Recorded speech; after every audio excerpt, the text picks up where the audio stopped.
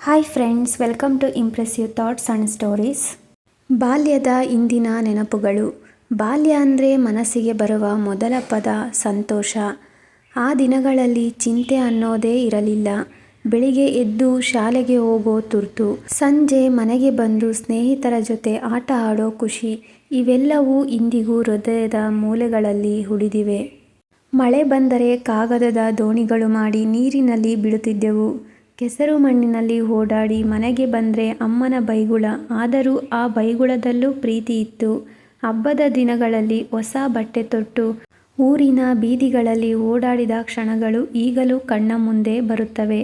ಶಾಲೆಯ ದಿನಗಳು ಇನ್ನೂ ವಿಶೇಷ. ಶಿಕ್ಷಕರ ಗದರಿಕೆ, ಮಧ್ಯಾಹ್ನದ ಊಟದ ಹೊತ್ತು ಸ್ನೇಹಿತರ ಜೊತೆ ನಗು ಚಟಾಕಿ, ಪರೀಕ್ಷೆ ಬಂದಾಗ ಮಾತ್ರ ಸ್ವಲ್ಪ ಭಯ.